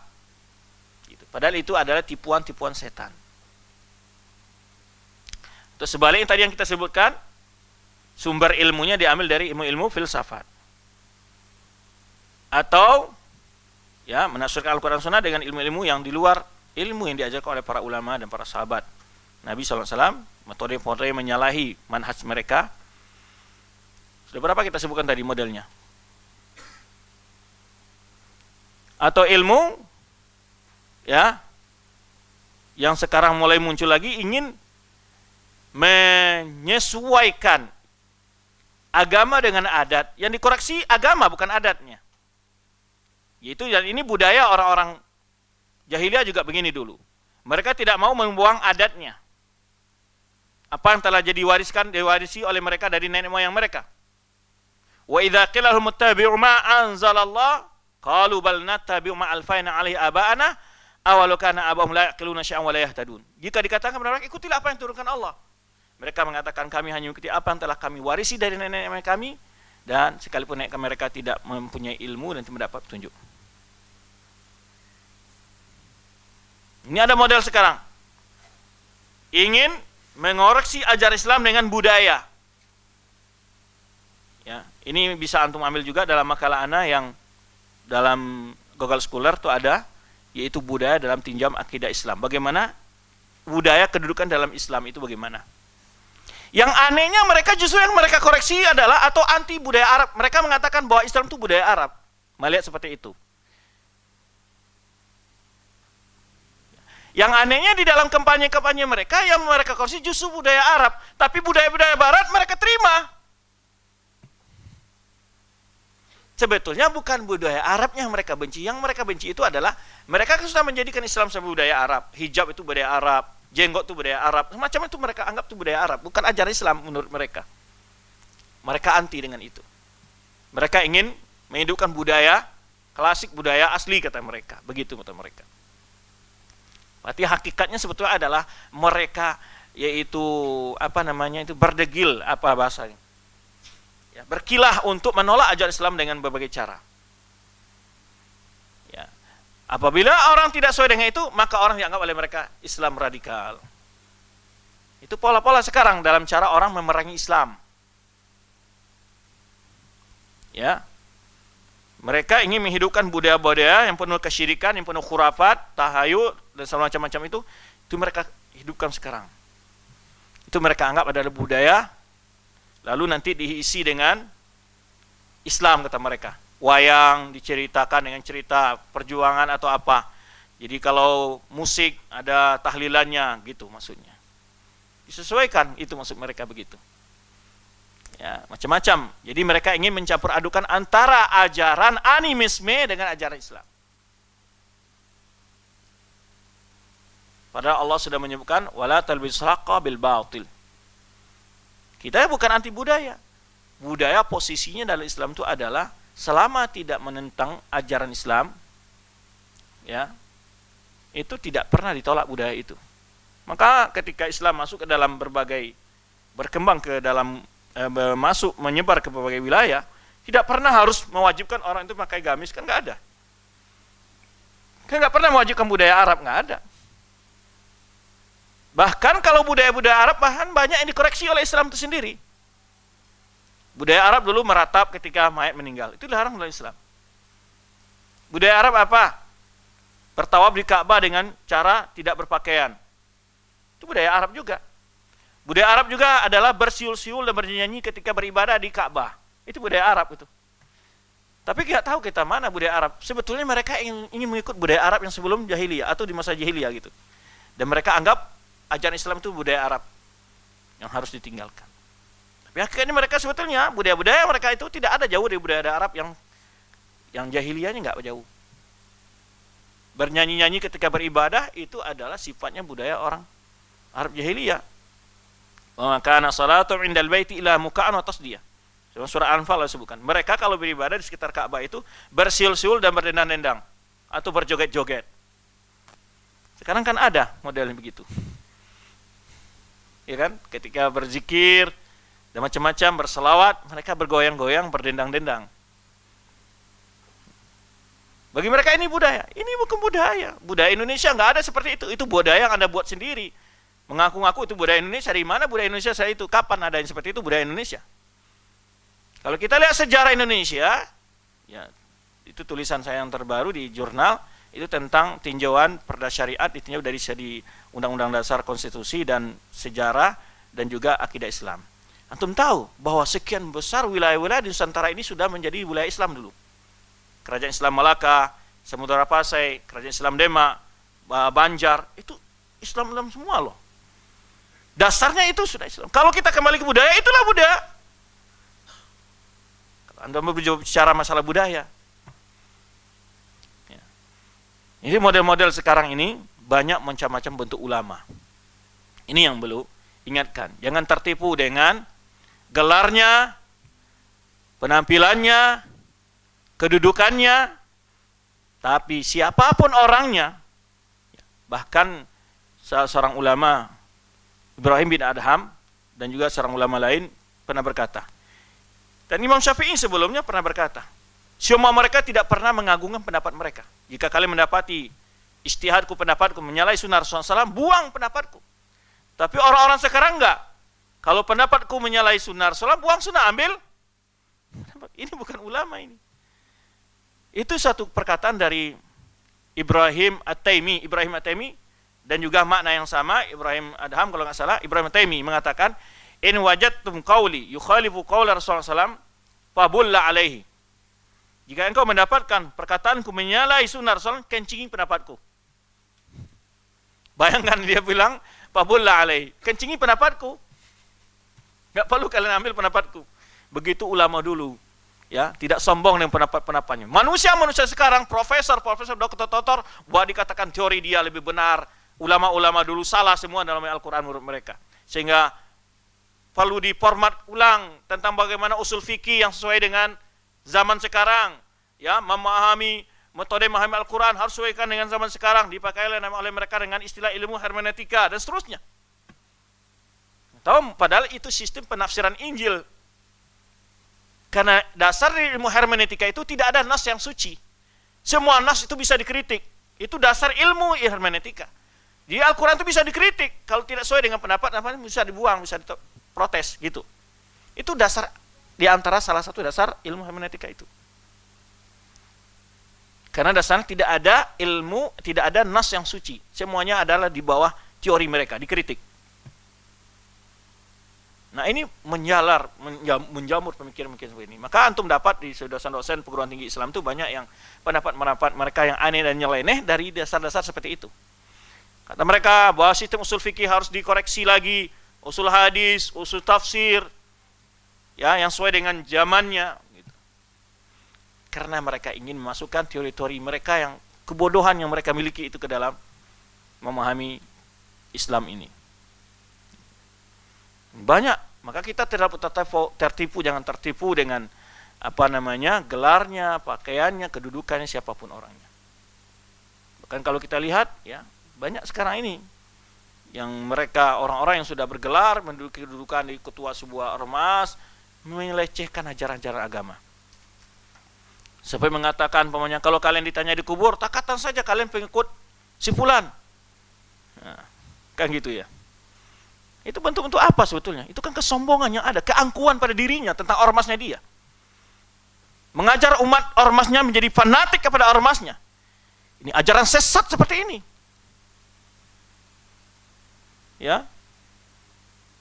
Bukan mendidik orang supaya bagaimana ya, cinta dan fanatik kepada ajaran akidah Islam, tapi kepada ajaran ormasnya. Ini banyak sekarang ini hal-hal seperti ini.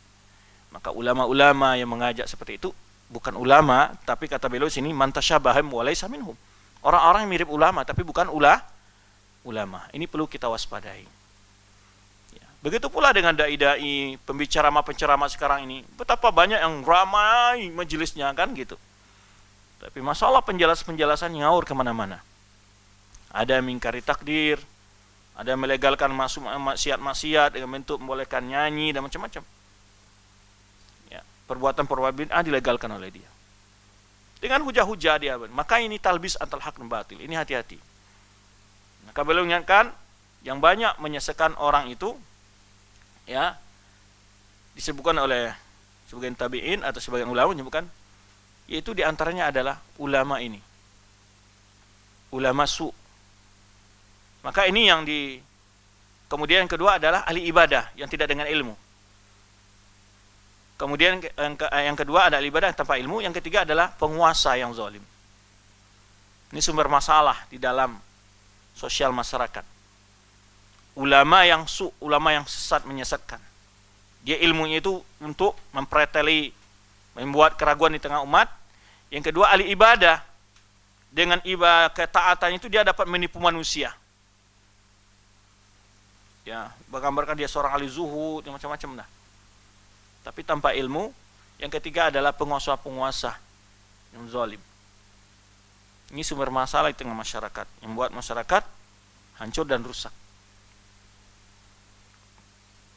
Pernah disebutkan oleh para ulama juga, ada 3 jenis yang merusak juga, yaitu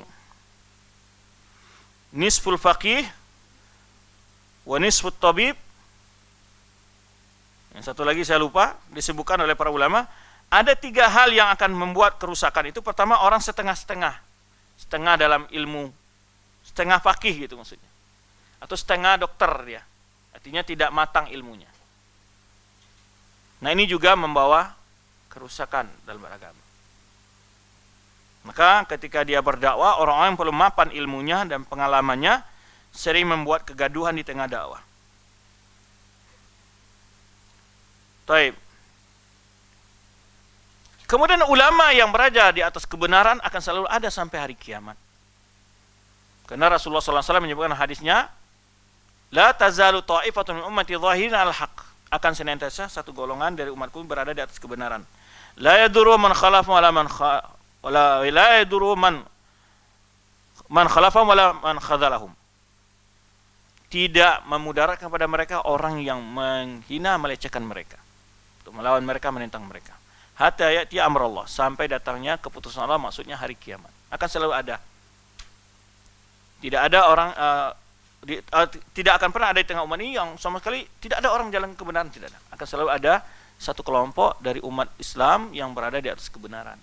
Dan ini yang disebutkan oleh Rasulullah SAW dalam hadis iftirakul ummah, yaitu bahwa masih apakah mereka orang-orang yang berjalan di atas yang diamalkan oleh Rasulullah dan para sahabatnya. Itulah mereka taifatun mansurah atau taifatun najiyah atau firqatun najiyah. Golongan selamat, golongan yang ditolong oleh Allah Subhanahu wa taala. Taib. Kemudian beliau menyebutkan di sini wa bayan tashabihim wa laysa minhum. Ini sudah kita sebutkan sedikit sekilas tentang siapa mereka, mirip-mirip dengan mereka. Kadang-kadang tadi sudah kita sebutkan, kadang-kadang akhirnya dibuatkan seorang ahli ilmi tapi dia menisbahkan dirinya sebagai orang berilmu. Ini terdapat sebagian ya seperti itu. Kemudian kata beliau hadzal asal wa qad bayana Allah hadzal asal fi awal surat Al-Baqarah. Kata beliau masalah ini, kata beliau, asal ini sudah Allah jelaskan di awal surat Al-Baqarah, kata beliau. Dimulai dari firman Allah SWT, Ya Bani Israel, adhkuru ni'mati allati an'amtu alaikum. Yaitu surah Al-Baqarah ayat 40. Surah Al-Baqarah ayat 40.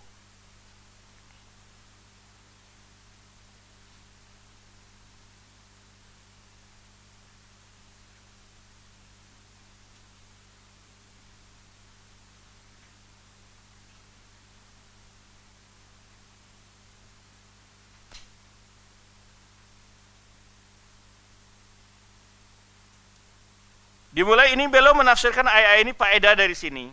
Beliau jelaskan. Surah Al-Baqarah 40.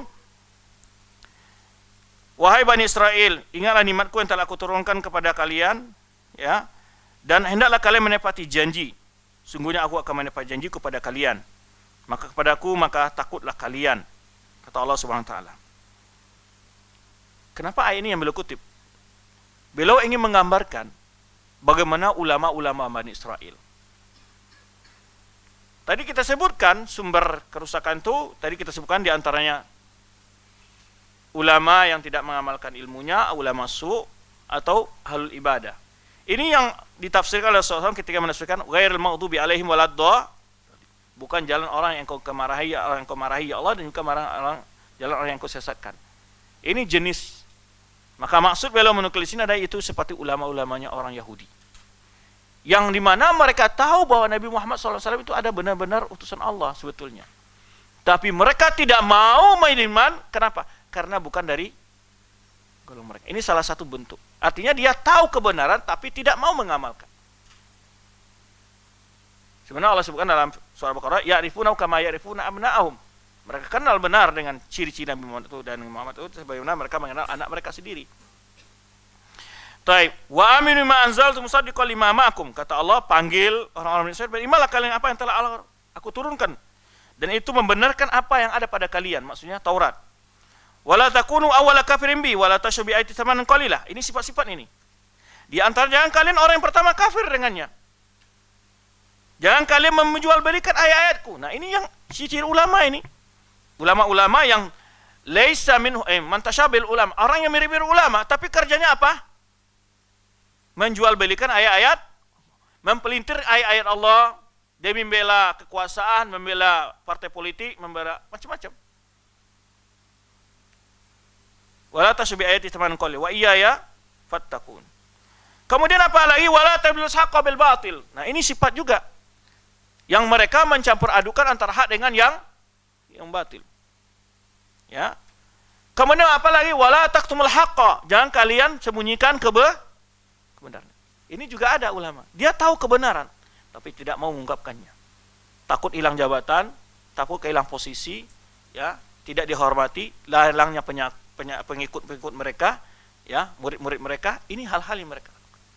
Ini ciri ulama su. Walaysa minhum. Ya, man tashabil umma walaysa minhum. Mereka mirip ulama, tapi bukan ulama. Kenapa tidak dikatakan mereka ulama? Yaitu karena mereka memperjualkan berikan ayat Allah, atau mereka mencampur adukan terhad dengan yang batil, atau mereka menyembunyikan kebenaran. Ya.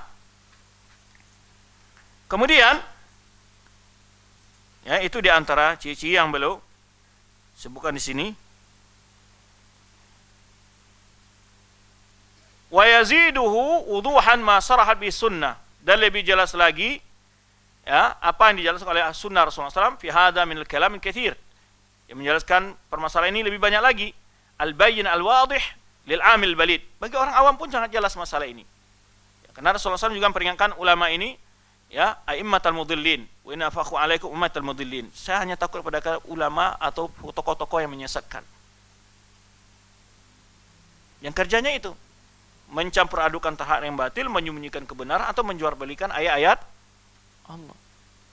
Antum lihat sekarang ada tokoh-tokoh kaum muslimin yang dianggap tokoh tengah umat Islam yang kerjanya apa? Membela orang kafir, menyatukan orang Islam. Itu kerjanya. Gitu. Itu kerjanya. Dengan hujah-hujah yang mereka sebutkan sebagai toleransi lah dan seterusnya. Kemudian, summa sarah hada agrabul asya. Kemudian jadilah masalah ini hal yang sangat aneh. Dan jadilah ilmu dan pengetahuan agama dianggap sebagai al-bidah wa dhalat. Dianggaplah orang yang menegakkan al-haq, orang memperjuangkan kebenaran, sunnah Rasulullah dianggap orang yang membawa kesesatan. Memang sebagaimana disebutkan oleh Rasulullah SAW, sya'ati alaikum sanawatun khadda'at, akan datang kepada kalian yaitu tahun-tahun yang penuh tipuan. Yusaddiqu fiha al-kadhib wa kadhibu fiha as-sadiq. Orang yang pembohong dipercaya, orang ya yusaddiqu fihal kadhib, dipercaya orang yang bohong, dan orang yang benar dianggap dusta. Wa yu'tamanu fihal qa'in wa yukhayinu fihal amin. Orang yang pengkhianat dipercaya, orang yang terpercaya dianggap pengkhianat. Wa yatakalam fihal waibidah. Lalu bercala di masa itu Ruwaibidah. Lalu sahabat bertanya, siapa itu Ruwaibidah ya Rasulullah? Ya, itu rajulun tafih yatakalam fi amril amah. Orang yang tidak punya ilmu apa-apa, berbicara dalam masalah-masalah besar, urusan umat, urusan negara. Padahal dia tidak punya ilmu. Tidak punya pengalaman. Rajulun tafih yatakalam fi amril amah. Orang bodoh, ya. Dia bicara masalah-masalah urusan penting dalam umat ini dan juga dalam urusan negara. Taib. Wa khiyar ma indahum labisul haqq bil batil. Nah, ini disebut oleh Syekh, di antaranya yang terbaik mereka itu adalah mencampur adukan antara hak dengan batil. Karena inti dari kesesatan itu, di antara banyak jatuh orang terjerumus kalau kesesatan itu dari sini. Samarnya antara hak dengan yang batil. Mau ditolak, kayaknya benar. Mau tidak, mau diambil, tapi ada salahnya. Maka saya jelaskan, ini syubhat namanya ini. Dalam bahasa Arabi ringkasnya, syubhat. Syubhat itu ibarat belut berkepala ular. Mau diambil, ada unsur haramnya. Mau dibuang, ada unsur halalnya. Kan bingung ini. Belut berkepala ular. Mau dibilang belut, tapi kepalanya ular. Mau dibilang ular, ekornya belut. Dan inilah yang banyak sekarang. Kan bingung antum melihat dai-dai yang banyak sekarang, apalagi yang viral, yang lagi media sosial ya. Bingung nggak melihatnya? Karena samar. Gimana, orang ini atas sunnah atau tidak? Ya penampilannya mirip, pakai jenggot, pakai gamis, dan seterusnya. Samar. Maka oleh sebab itu Rasulullah menyebutkan, al-halalu bayyinun wal haram bayyinun. Jadi untuk keluar dari masalah ini apa? Cari saja yang aman-aman. Maka kadang-kadang sering bertanya, Ustadz bagaimana boleh ngikut kajian sepulan-sepulan? Antum kenapa harus minta? Kan sudah banyak ustaz-ustaz yang jelas-jelas manhaj dan akidah ini. Itu saja sudah. Masuk website, apapun saja sudah, cari yang jelas saja. Jangan cari yang samar-samar. Maka kata Rasul, da ma yaribuka ila ma la yuribuk. Tinggalkan yang meragukan kepada hal yang tidak meragukan.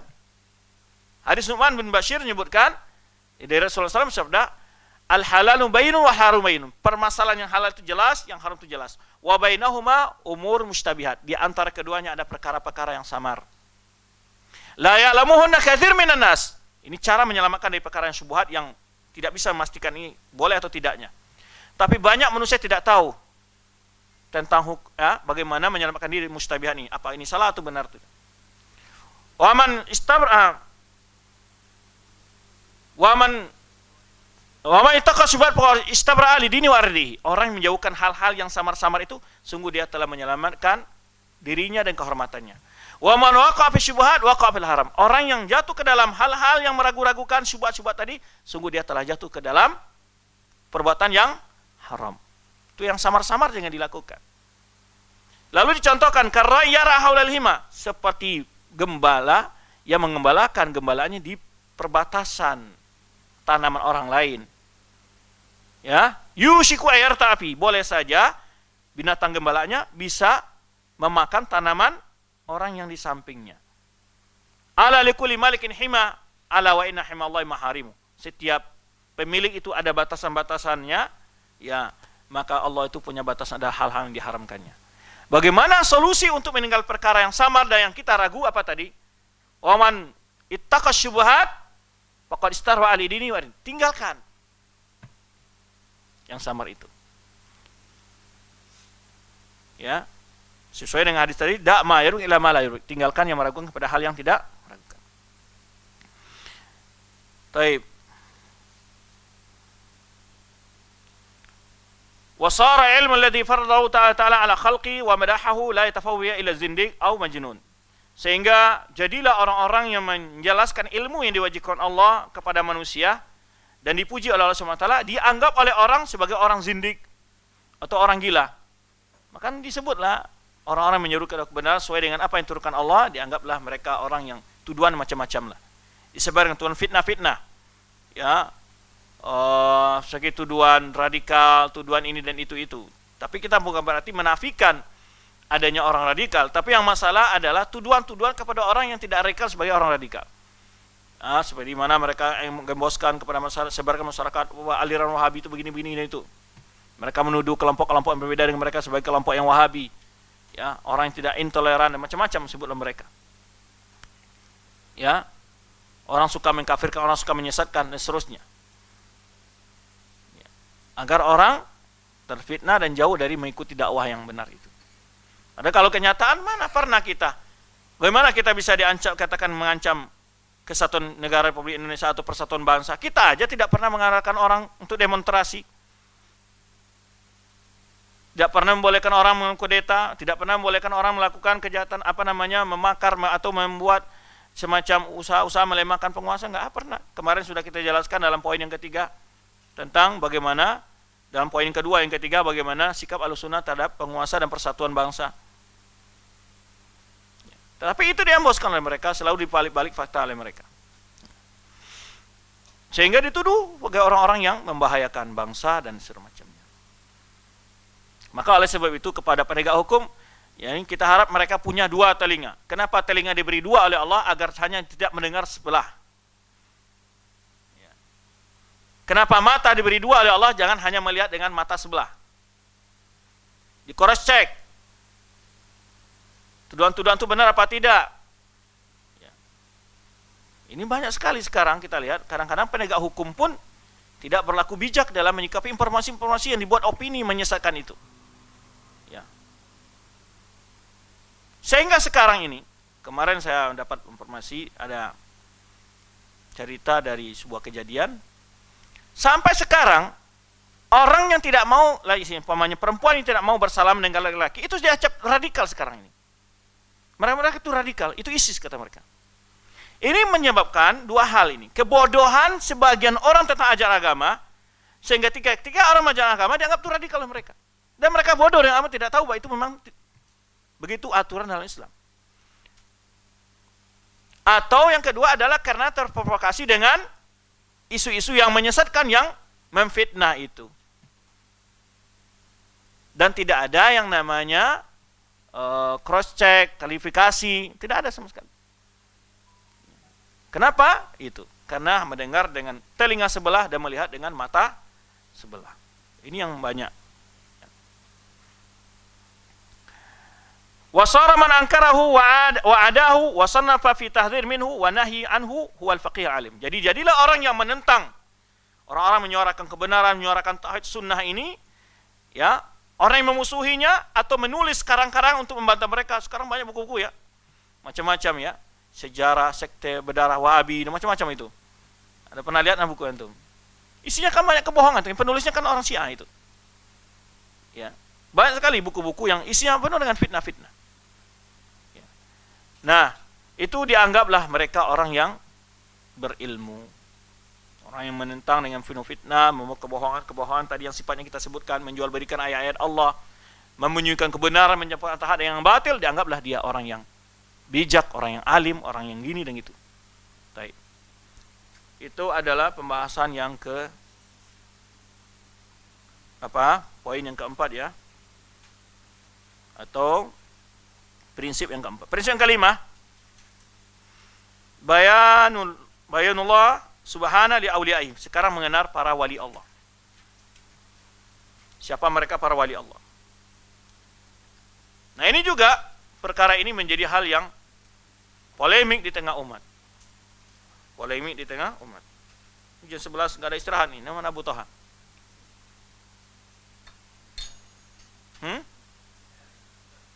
Lihat dulu ya. Baik, sebelum masuk kita ke pada prinsip yang kelima, silakan istirahat dulu 10 menit. Yang mau ke toilet dan minum dipersilakan. Wallahu a'lam bishawab. Assalamualaikum warahmatullahi wabarakatuh.